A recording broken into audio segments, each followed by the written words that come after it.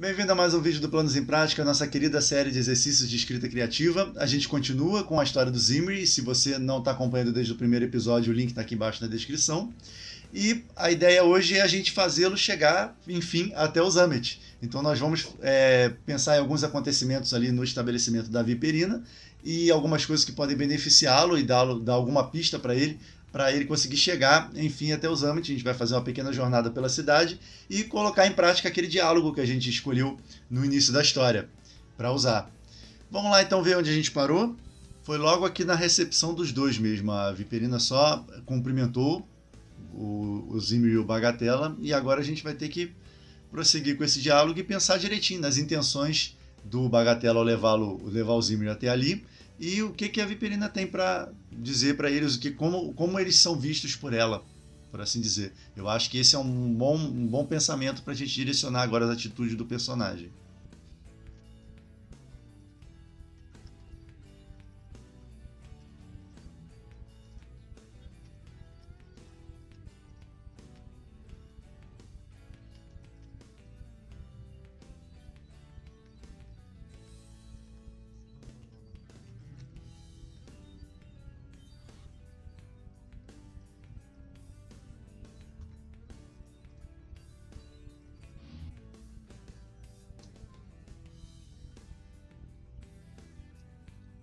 Então ficou assim até agora. O ex-comerciante não se surpreendeu com o frio tratamento recebido. Afinal, frequentou o átrio esporadicamente e jamais conversou mais do que breve amenidades com Viperina. Talvez ela sequer soubesse do fechamento do silo e sua saída do empório. O que o deixou realmente intrigado foi o caloroso cumprimento despendido à Bagatella. Desconhecia totalmente aquela proximidade dos dois. Então esse foi um jeito que eu achei de incrementar um pouquinho a dinâmica entre os personagens. No outro episódio eu tinha falado isso, que eu ia brincar com a quebra da expectativa do leitor pensar que o Zimri, por ser o comerciante, teria mais intimidade com a Viperina, mas no entanto o Bagatella é que guardava essa carta na manga. Então eu acabei de estabelecer aí então o grau de proximidade entre os três. E aí entra a Viperina, perguntando o que eles queriam, né? O que eu posso fazer por vocês? Indagou ela, solícita na superfície, os olhos atentos, jamais descuidando do ambiente banhado pela luz fria e dançante da lareira. O átrio de Viperina fazia muito sucesso tempos atrás. Aparentemente, seu sucesso diminuíra consideravelmente. O lugar não estava vazio, no entanto. Àquela hora, no fim da madrugada, boa parte das mesas estava ocupada. Então eu vou trocar só essa repetição do sucesso aqui, e também dizendo que houve uma queda porque houve uma mudança nos frequentadores do Empório. Depois que o Ampersand passou a dominar, a postura dos comerciantes e dos frequentadores meio que mudou um pouquinho, então o átrio passou a ser menos frequentado. Pronto, aqui está resolvido, então vamos em frente. E aqui então a gente tem uma questão acerca da reação do Zimri diante da pergunta da Viperina. Ela oferece ajuda e pergunta: o que eu posso fazer por vocês? Mas eu não vejo o Zimri abrindo o jogo logo de imediato. Ele pode ter a ideia da Viperina ser uma pessoa legal, apesar dos boatos, né, acerca dela. Só estou pensando aqui agora como é que eu posso resolver isso. Mas eu acho que eu preciso estabelecer melhor a reação dele quando ele vê o letreiro no início ali, antes dele chegar no átrio, que ele olha o letreiro antes dele entrar, né? E ele pensa, pode ser um bom lugar para começar, mas começar como? O que ele faria ali dentro? Ele iria perguntar para os frequentadores sobre o Zamet? Isso não faz muito sentido, pelo que eu penso agora. Então eu acho que a questão aí seria justamente valorizar mais essa quebra da expectativa que eu resolvi colocar na história depois que eles entraram, que seria ela ser mais próxima do Bagatella do que do Zimri. Então ele ficaria meio assim sem entender por que o Bagatella está querendo ir até ali, e deixar o Bagatella com um acesso de lucidez ali temporário e ele conduzir um pouquinho a situação. Então de repente ele que vai tomar a dianteira e perguntar sobre o Zamet, porque na verdade ele sabe que o Zamet e a Viperina tiveram alguma coisa no passado e o Zimri não sabia. Então isso pode ser uma boa saída, mais uma surpresa assim para o Zimri, porque ele vai ficar pensando, mas qual o sentido disso? E deixar o Bagatella ali lúcido por um tempo. Ela o trata como Max e a gente pode também estabelecer por aí um caminho para ele se curar, como eu tinha falado no outro vídeo. Então eu acho que é bem por aí, a gente trabalhar o conhecimento do Max de que a Viperina e o Zamet foram próximos um dia. Vamos ver se esse caminho é bom.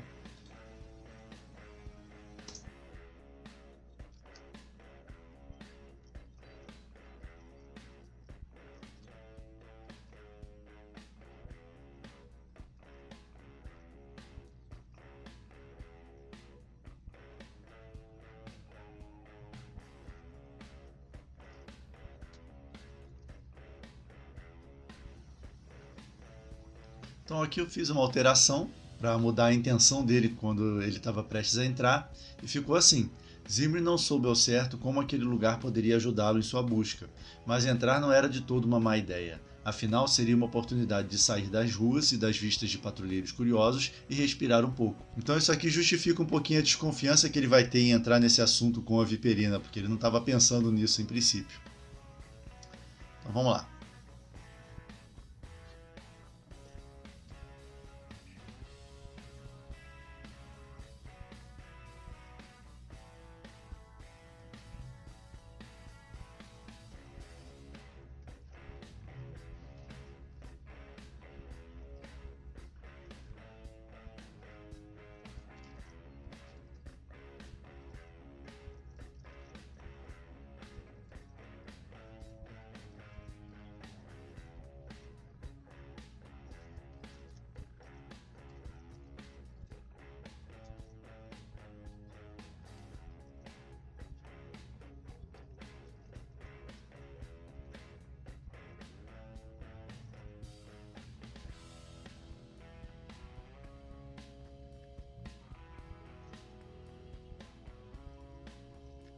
Então aproveitei aqui para construir uma certa tensão, deixando o Zimri meio às cegas, sem saber qual é realmente a intenção da dona do átrio, né?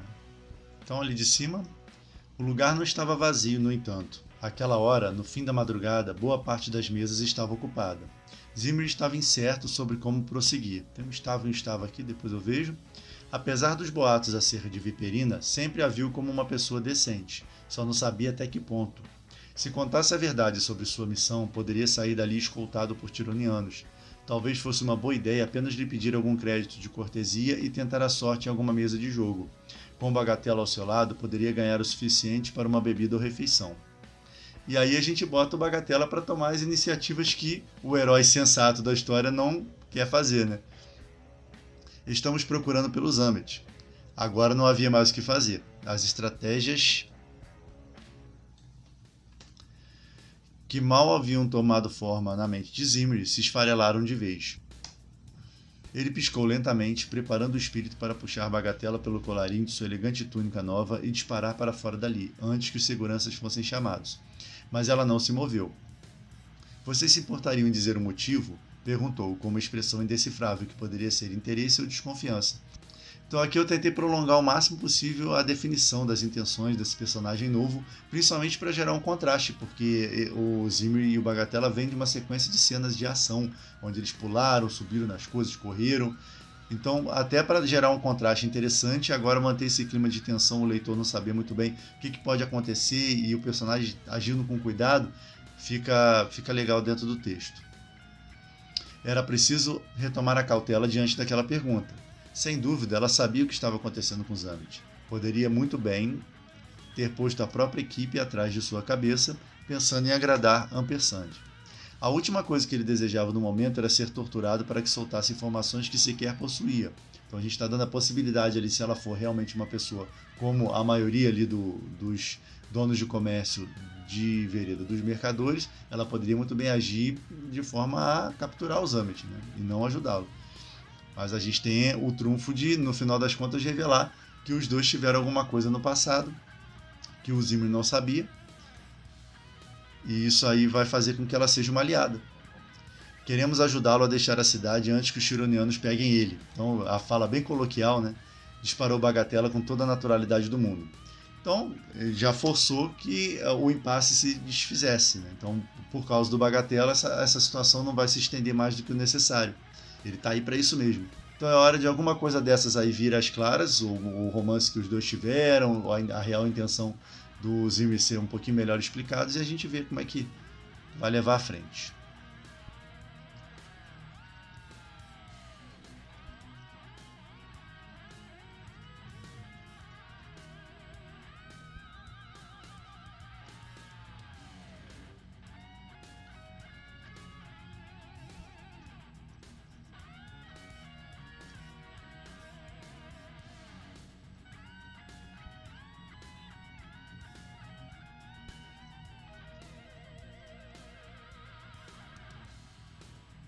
Então ali, a dona do átrio ergueu uma sobrancelha. Zimmer sentiu um leve arrepio na base do pescoço e decidiu que era hora de improvisar.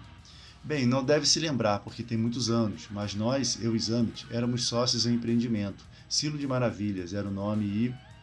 Zimmer parou de falar ao perceber que Viperina e Bagatela trocavam olhares de cumplicidade. O que foi? Eles namoravam, revelou o ex-intérprete, enfim. A expressão dela confirmou o que ele disse. Você e Zamet? Quando? Como? É legal ter o Bagatela para falar de um jeito quase infantil as coisas, né? De uma forma bem simples e direta. Isso ajuda a resolver um monte de problema. Então, agora que a tensão se quebrou, a gente pode partir para o bloco de informações. O que a gente precisa que o leitor saiba agora, o que a gente precisa que o personagem saiba, o que a gente precisa que ela saiba. Isso vai entrar nesse momento. A gente passou pela apresentação, pela tensão e agora as informações.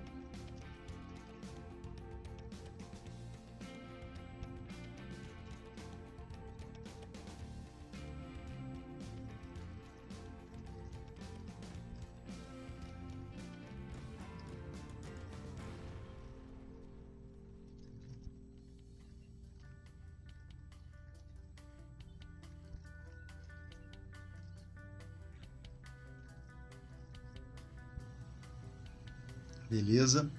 É interessante também frisar ou deixar implícito que a influência ou a riqueza da Viperina é modesta, né? Ela não tem realmente tanto poder assim, porque a gente não pode dar um aliado extremamente poderoso para o nosso protagonista, senão as coisas ficam muito fáceis. Então ela vai deixar nas entrelinhas ali que ela não tem tanta possibilidade de ajudá-los assim, ela tem um limite, né? Então vamos lá, parou aqui? Viperina riu demoradamente e ele ficou sem entender se ela fazia pouco de sua percepção ou divertia-se com a própria habilidade de manter discrição sobre o romance dela com Zamet. Foi há tempos, coisas aconteceram. Não tem muito que você precise saber sobre isso. Nos separamos, ele parou de vir aqui. Depois do ocorrido na ala oeste, pensei que também tivesse deixado o Empório. Então, é bem por alto mesmo essa história, eu não quero detalhar, até porque isso poderia valer uma história. De repente contar esse passado aí em um outro momento. E também eu tô lembrando agora que eu preciso ir lá fazer o sonho. Talvez no episódio que vem eu vá fazer isso. Eu deixei o espaço para o sonho, o segundo sonho do Zimmer, onde iria contar realmente o que aconteceu na Ala Oeste, porque eu já incorporei isso ao texto, mas eu esqueci de adicionar realmente a informação do momento da tomada do Ampersand, do domínio do Ampersand da cidade, e da expulsão e da destruição dos outros negócios, de quem era oposição a ele. Então ficou faltando colocar isso na história, eu vou fazer isso no episódio que vem. Então, seguindo, ele não quis. Só falava em se vingar, em livrar a cidade das mãos de Ampersand. Mas eu nunca acreditei que realmente fosse capaz de agir. Até ver seu rosto em um cartaz. Sabe que o Empório pode ser tão perigoso para você quanto é para ele.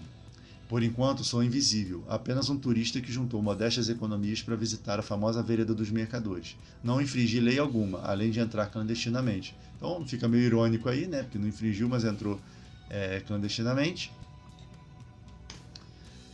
E Max, quando ficou doente, precisei ajudá-lo a sair. De outra forma, a cidade o comeria vivo. Foi tudo que pude fazer. Fiquei feliz ao vê-lo porque achei que estava curado e havia retornado de maneira legítima. Por que o trouxe?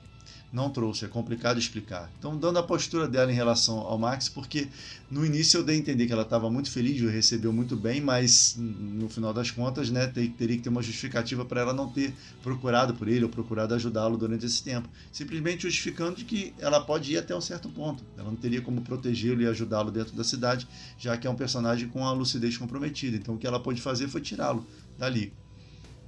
Mais adiante a gente pode detalhar isso melhor ou até mesmo elaborar essa justificativa melhor. Bagatela já não estava ouvindo a conversa. Seus olhos eram prisioneiros de uma das mesas redondas no fim do aposento, onde vários cavalheiros compenetrados jogavam cartas. Pode ir até lá, Max, riu ela gesticulando para um de seus funcionários. Aquele homem vai lhe dar algumas fichas. Então, trazendo de volta a questão do jogo, né, do Bagatela, a sorte dele. Isso eu já estou preparando uma forma deles conseguirem algum dinheiro. E porque eu já contei lá no comecinho que o Bagatela se sustentava assim, né, limpando as pessoas que frequentavam lá o entreposto. E é interessante também como a Viperina lida com o Max como mãe, né? Então eles têm uma relação meio de mãe e filho, né? Ela já é uma senhora e ele não é tão velho assim. Então vai ficar bem interessante se essa dinâmica for aprofundada mais para frente. E agora é um bom ponto da gente quebrar essa sessão de troca de informações entre eles para deixar a coisa mais dinâmica e de repente vai ser preciso mudar de ambiente, né, levá-lo para algum outro lugar, o Zimri e a Viperina, porque depois eu quero uma conversa mais íntima, porque ele vai estar saindo para realmente realizar a missão dele. Então eu preciso que o leitor saiba um pouco mais do Zamet, se apegue um pouco mais ao Zamet e a relação que cada um tem ali com ele, né? Que ela tem com ele e que o amigo. Então, de repente, vou mudar o ambiente e deixar só a Viperina e o Zimri para conversar. E agora falando das qualidades, de alguma particularidade, de alguma bobagem do passado. E de repente, nessa troca de lembranças, de memórias, o Zimri vai ter um insight e pensar: caramba, ele pode estar ali. Então, pode ser esse o caminho. Vamos tentar fazer isso para ver se funciona. Primeiro, a gente tem que criar uma interrupção agora da conversa. A gente já afastou o Bagatela. E aí os dois vão se reunir novamente em um outro ambiente, numa conversa mais intimista, para a gente realmente deixar a história no clima que a gente precisa para o Zimri partir para a missão dele.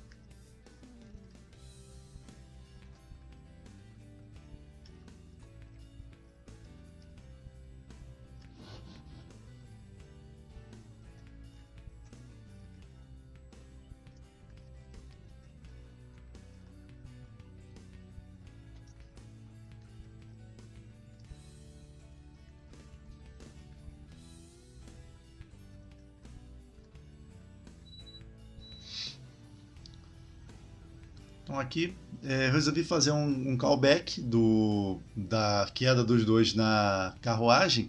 Então trouxe essa informação, estendi essa informação e agora eu coloquei a entrada dos donos dessa carruagem. E é mais uma maneira de eu me divertir um pouquinho com um personagem mais excêntrico, mais fora da curva. Então a gente parou aqui. Viperina ia voltar a falar quando as portas duplas do átrio se abriram.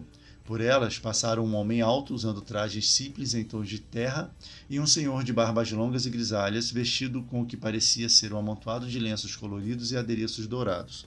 Então alguém que vem de outra cidade, com outros costumes, né? Sobre a cabeça um turbante púrpura trançado de maneira sofisticada. Atrás da dupla vinha o segurança da entrada, gesticulando freneticamente para sua patroa.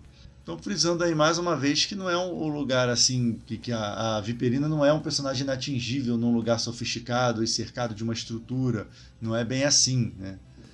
Perto do que se vive do lado de fora da cidade, é sim um lugar sofisticado, né? Um lugar chique. Mas dentro do contexto ali do Empório já não é tanto. Meu mestre pretendia partir hoje à noite, mas aconteceu um acidente. Começou o homem alto, empertigado como um poste, os braços paralelos ao corpo de maneira não natural. Este beócio, que para minha infelicidade tenho como criado, achou que seria uma boa ideia parar minha carruagem nas proximidades daquela horrenda fábrica de tijolos, e eu fui tolo em concordar.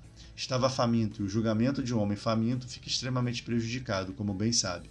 O fato é que, agora ela está lá, totalmente destruída. Não se aproveita nada. Mas que coisa desagradável, disse Viperina amaciando o tom de voz. Ela também está acostumada ali a bajular as pessoas que chegam.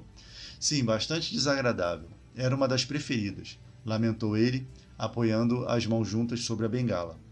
Mas esse não é o maior problema. Tinha negócios para tratar logo cedo em algum lugar que eu ainda vou definir, pode ser algum lugar que eu já apresentei em uma outra história anterior, ou um lugar novo que vai aparecer mais para frente. Bem, a cidade dispõe de excelentes opções para os visitantes que não, de jeito nenhum, interrompeu ele horrorizado. Viajar nesses transportes impessoais, desconfortáveis, compartilhados com estranhos, não há a menor possibilidade. Mas não espero que a senhora me dê alguma solução para isso. Este portador de alma diminuta aqui vai agora mesmo tomar a condução mais barata que encontrar e voltar aqui, 2 aqui, a gente tira esse, voltar com outra de minhas carruagens para que eu possa me locomover a contento. Enquanto isso, busco estadia e entretenimento. Perfeitamente, senhor, assentiu Viperina e então sussurrou para Zimmer. Suba aquelas escadas do fundo e me espera lá em cima. Espere. A Viperina não fala tão coloquial assim. Venha, senhor, vamos ver o que podemos fazer para transformar essa estadia forçada em uma experiência agradável e proveitosa. Sim, vamos ver, resmungou ele, firmando com as 2 mãos o turbante que já ameaçava cair da cabeça redonda, em consequência dos movimentos bruscos. Então, conseguimos aí mudar de ambiente e quebrar um pouco o ritmo da conversa que estava acontecendo. Agora o Zimmer vai subir, eu estou pensando numa espécie de terraço, a cobertura, e a gente começa com um clima mais reflexivo, ele vai ver a cidade por ali, vai pensar que é bem diferente dali e o que ele vê lá no farol. A gente vai deixar subentendido que a Viperina vai acabar de acertar as coisas para o cara ficar acomodado, vai subir também e os dois vão ter uma conversa um pouco mais profunda. Acho que é hora disso acontecer para preparar o terreno para o encontro dele com os Amet. Então vamos lá.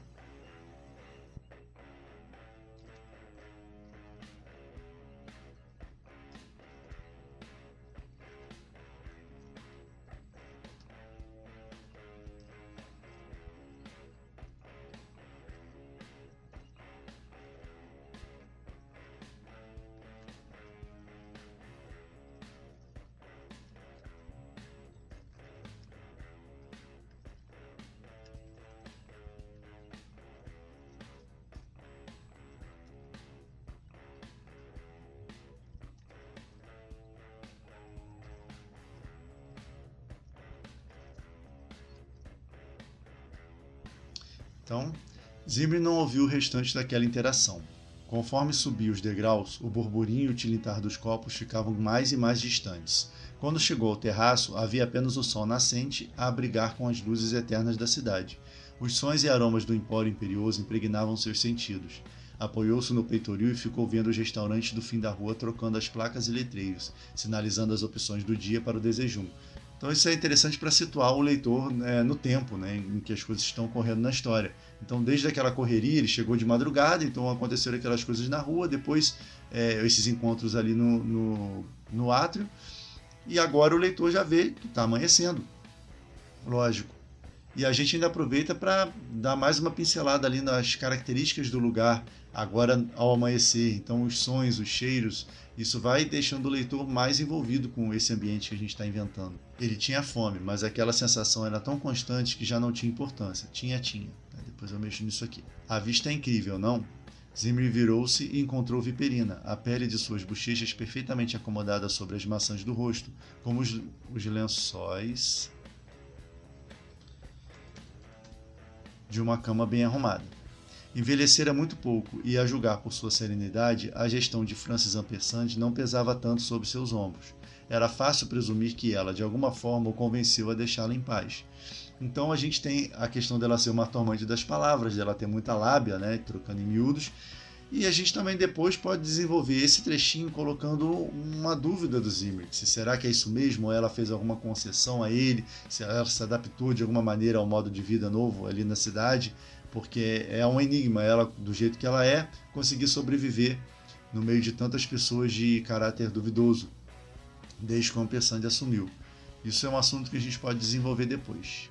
Eu ainda não sei qual vai ser realmente a pista, o que vai sair dessa conversa dos dois que vai levar efetivamente o Zimmer até os Amet. Eu só sei que essa troca de informações dos dois vai servir agora para eu conhecer esse personagem, que é um personagem que só está sendo citado de uma maneira muito básica desde o início da história, e essa conversa vai servir para isso, para eu ir descobrindo alguns pormenores, o jeito como a Viperina via os Amet, o jeito como o Zimmer via os Amet, como o Amet não contava nada, o romance dele com a Viperina pro Zimmer, então eu posso assumir que ele era uma pessoa mais fechada.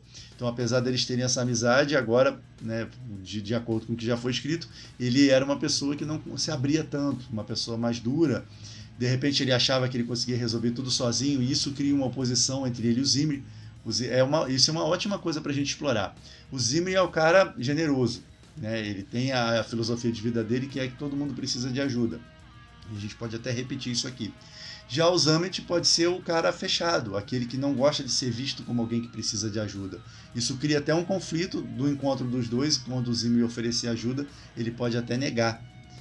Então pode ser bem por aí essa conversa agora, e de acordo com o que eles forem falando, eu vou ver se eu pesco alguma coisa interessante para servir como pista que vai levar o Zimri até o Zamet. Algum lugar que o Zimri não lembrava mais que existia e de repente, de acordo com a conversa, ele fazia isso, ele gostava daquilo, ele pode pensar, é lá que ele está escondido e ninguém descobriu até agora.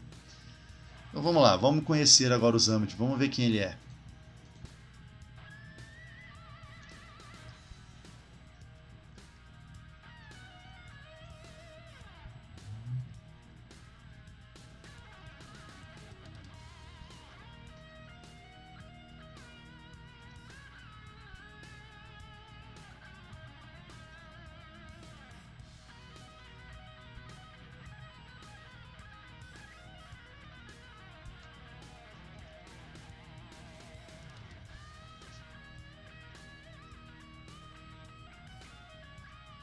Então, a ideia aqui é a gente partir do ponto de vista de cada um sobre a vida, né, no geral, e ir afunilando. De repente eles vão encontrar um lugar comum ali no Zamet, cada um falando a sua perspectiva. Eu não acho que eles vão concordar em algo, eu acho que a visão de um vai complementar a do outro. Então vamos lá, agora é a hora de entrar o assunto.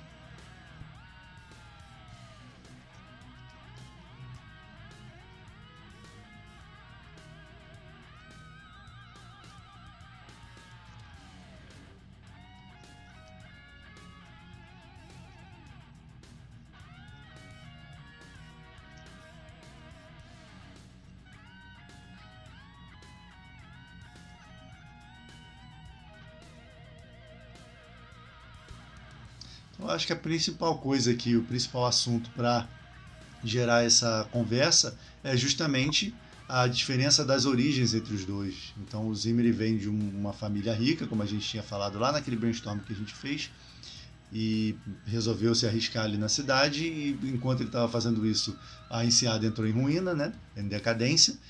E já o Zamet vem de fora e vem brigando com as próprias armas, né? As poucas armas que ele tinha para sobreviver, contando com as próprias habilidades, e isso meio que formou o caráter de cada um. Então eu acho que esse é um bom ponto de partida para a gente começar essa reflexão. Claro que tudo isso que eu estou botando, essa sequência de ideias aqui, de pensamentos, essas coisas eu vou trabalhar de uma maneira melhor, mais friamente depois, porque essas passagens mais reflexivas precisam ter uma coerência extra. Então isso não vai ser resolvido nesse momento, né? Então vamos lá. Sim, daqui tudo parece perfeito. De cima do velho farol, essas luzes e esplendor causam uma impressão bem diferente. Acho que sei o que quer dizer. Não creio. Para alguém que vive de atender aos caprichos de homens, como aquele da carruagem, deve ser difícil de entender. Então, eu não quis dizer aqui para alguém que é rico, ou que tem dinheiro, ou que tem poder. Ao contrário, ela perto desses caras que realmente têm o dinheiro e têm o poder, ela é uma serviçal também. Só que é uma serviçal um pouco melhor colocada nessa sociedade. Nem tanto. Com o tempo, percebi que ricos e pobres, patrões e funcionários, viajantes e comerciantes querem as mesmas coisas. Água limpa, um lugar para dormir, alguma diversão, um dia ou noite sem problemas. Só que eu peguei levemente, aproveitei levemente uma fala que o Henry Rollins, que é um músico, ele já falou isso algumas vezes, ele é um ativista também, dá palestras e tudo mais. Mais ou menos isso, esse é o pensamento que ele fala, que o que une as pessoas, ele viaja muito e ele fala isso com frequência, que a impressão que ele tem dos lugares onde ele vai, independente da cultura e tal, é que as pessoas no fundo querem as mesmas coisas. Então eu usei isso como ponto de partida para desenvolver esse raciocínio aí. Está enganada, os pobres, os miseráveis desejam muito mais do que isso. Então, mantendo o conflito, né, a divergência de ideias, para manter o diálogo interessante. Se a gente tem dois personagens e os dois personagens ficam concordando por muito tempo dentro de um diálogo, esse diálogo tende a morrer. Ele vai ficar entediante pro leitor. E fica entediante para a gente que está escrevendo também. Então o legal é manter uma certa atenção ali para poder as ideias fluírem. Viperina assentiu demoradamente com a cabeça, como se quisesse acomodar no cérebro o que ouvia, antes de continuar. Ele falava de você às vezes, o garoto do farol, tão convencido porque seus avós tinham tudo, eram os reis da enseada. Então, mais uma vez, como se ela quisesse alfinetar o Zimri com esse passado de riquezas dele e ele ali falando dos miseráveis com tanta propriedade, mas não é bem isso, né? Ele vai acabar entendendo que não é bem isso. Ele dizia isso, Zimri ergueu os olhos levemente envergonhado. Sim, mas depois falava de sua rapidez em aprender com as perdas e injustiças da vida. Admirava-o por isso. Para ele era fácil, pois nunca possuiu coisa alguma. E agora a gente vai realmente começar a mostrar quem era ele, quem era o Zamet.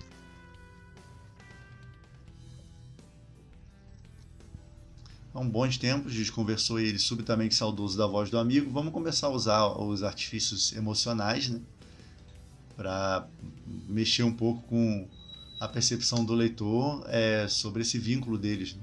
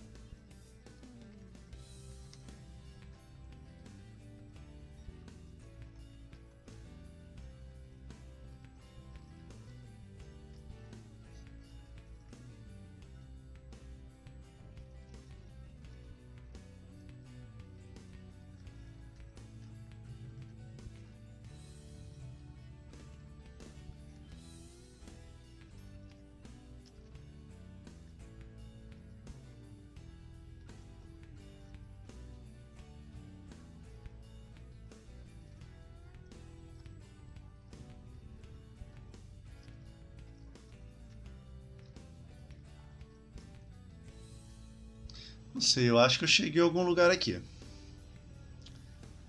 Vamos lá, desde lá de cima. Por um instante, Zimri fitou o horizonte indefinido e sorriu com o canto dos lábios.